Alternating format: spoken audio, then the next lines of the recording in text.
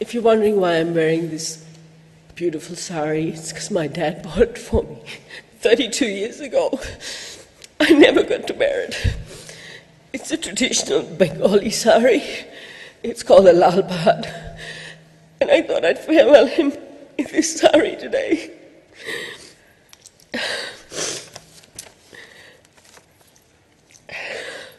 How can I tell you in a few short paragraphs what a wonderful person my father is? He was the most amazing man I know. He is my role model for how fathers and husbands should be. My dad was the only son of his father. He was born in Calcutta in 1932. He had an older sister, her name was Vanita. He named his first daughter after her. She was several years older than him. He lost his mum really young, and his stepmom had him packed off to boarding school really early in his life. But he embraced his life in the boarding school. He had such fond memories of the wonderful school he went to. He proudly told us of it, and I told my children when I went to Agra, I pointed it out to them. He left Calcutta in his early 20s for adventure in Bombay, which is the commercial capital of India. He had the good fortune to board in my grandmother's boarding house, because this is where he met the love of his life. My mum, Yvette, she was very young. She was only 16 when he first met her, but it must have been love at first sight for him. He had to wait 2 years before he could marry her. Of course, in that time, he took every opportunity to impress his future mother-in-law. While he was courting my mum, he had to take not only her mother out as a chaperone, he also had to take her 3 sisters. He persevered, though, and he married my mum when she was 18, even converting to Catholicism just so he could marry her. They set up house in a 2-bedroom apartment and had 3 daughters there. I still remember his chin at the top of my head as we traveled as a family on a little scooter that he had. If anybody has ever been to India, you know that this is true. Sue would be between him and my mum. My younger sister Anita was on mum's lap, and I used to stand in the front of the Vespa. I was getting too tall, so he used to ask me to duck all the time so he could see above my head. Of course, by the time he had the 2 sons, he bought his little Morris Minor car. Cheesy was proud of that car. He had it painted red, and it was amazing to see us all pile into that little car every summer. We used to drive down to Goa, which is only 600 kilometers away, but takes like 12 hours in India. Some of the most windy roads, but he took us every summer. He gave us some of the best holidays there. We have such beautiful memories. He was such a great hands-on dad. I remember him massaging oil in our scalps just so we could have long, beautiful hair. That he used to braid for us when we were little. And he used to line all 5 of us up to give us castor oil every 6 months. We still remember how he used to make us hot rotis and fried eggs on Sunday morning after church, and how he used to cheerfully wake us up every morning to get us off to school. I still hear him with his apu apu, and the lovely breakfasts he used to cook for us. And all of us making Christmas sweets in an assembly line every year. Dad thoroughly enjoyed fatherhood. He loved us all very much. We were never a burden to him, but he did call us his 5 mistakes. He was a very modern father, even though he had some orthodox ways. We girls always knew we could count on our mum to sweet-talk him into letting us wear mini skirts and halter neck tops. That was such a rage in the 70s and the 80s. My father was such a clever man. He spoke 3 languages. He was an electrical engineer who ran a very successful telecommunications business in India. A self-made man who continued to learn throughout his life. Even in his 80s, he ran his own media center to stream movies and television programs for his wife, no matter what room she was in. He was the ultimate audiophile. He made his own speakers and amplifiers.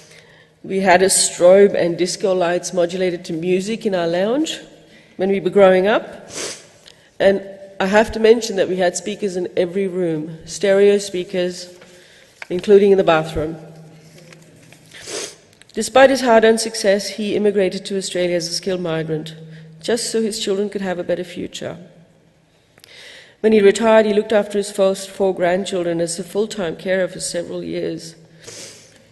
He loved his 12 grandchildren and could always be counted on to look after them if they were sick. And they, in turn, as you've all seen, adore their grandfather. He had a great ear for music. He could play almost any instrument without any formal training, a talent many of his grandchildren have inherited. He was an amazing cook. My mum will happily tell you that he taught her how to cook. He was so cheeky that some weeks when we went over on Saturday nights for dinner, he'd say, "I'm sorry kids, you won't enjoy your dinner tonight because your mother cooked." All the grandchildren just love his special sweet chicken curry recipe. A recipe he was so secretive about, and we all have to work it out for ourselves now. We will always miss your wonderful Bengali fish curries, Dad, and all the other food you so lovingly prepared for us. Each of us kids have inherited some of my dad's best qualities. Sue has inherited his nurturing and caring nature. Anita has inherited his business brain and his cooking skills. Anil, his genius at maths and technology. Raj, another engineer who is completely cheeky like my dad. And me, I inherited his arrogance, his self-confidence, and definitely his temper. My brother-in-laws will miss my dad's supervising all their chores. He always remembered to thank them for what they did. He loved Ken for helping him with his car and for picking up Mum to take her to the station every morning so he didn't have to go out in the cold. And Gavin, who was his chief maintenance officer. He was always planning a list of chores for Gavin every week. And Ray, who was his tour guide, planning and taking him on holidays, many holidays in the recent years, which he thoroughly enjoyed.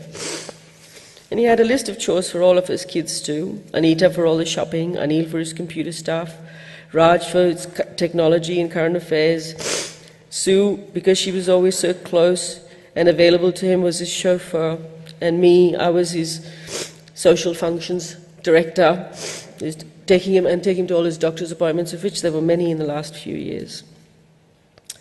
We spent almost every Saturday evenings as a family together, and Mum and Dad cook us a beautiful meal. While my dad couldn't enjoy the conversation due to his poor hearing, he just loved being in the thick of it. As you've heard from some of the grandchildren, he'd happily turn off his hearing aid and watch us from the corner of the room, often laughing that it was now our turn as parents to cope with teenagers. He always made sure everyone was fed and watered. No tale about my dad would be complete, though, without telling you just how much he loved my mum. They had 54 beautiful years together, and their love for each other is something most of us aspire to. His love for my mum knew no bounds. He was her support, her love, and her life. He promised to love her, honor her, and take her to the movies every week. He upheld his promise, and even if he couldn't take my mum, he made sure one of his children did. On their wedding anniversaries, he used to take her to 3 movies a day. In recent years, during the seniors' weeks, he took her to see 3 movies a day all week. He didn't remember what he saw, he just went along. But this is one of the many ways he showed my mum that he loved her. He made sure she had a breakfast every morning before she went to work, made sure she took her vitamins. He recorded all her television programs. In fact, that was something he did for her on Sunday morning while she was cooking his lunch. He loved to see her dressed up and always referred to her as his fataka, which is Indian for firecracker. They had a beautiful romance. And it was so wonderful to watch them together. After all these years together, they could still say "I love you" to each other every night before they went to bed. And when it was his time to go, he went in the best possible way, with his love right by his side, stroking his back. He ended his life in the arms of an angel, the love of his life. So, Dad, even though it's really hard for us to let you go, we have to. We are selfish. We wanted you to ourselves for many, many more years. How can we thank you enough for being the best dad and grandpa anyone could ever ask for?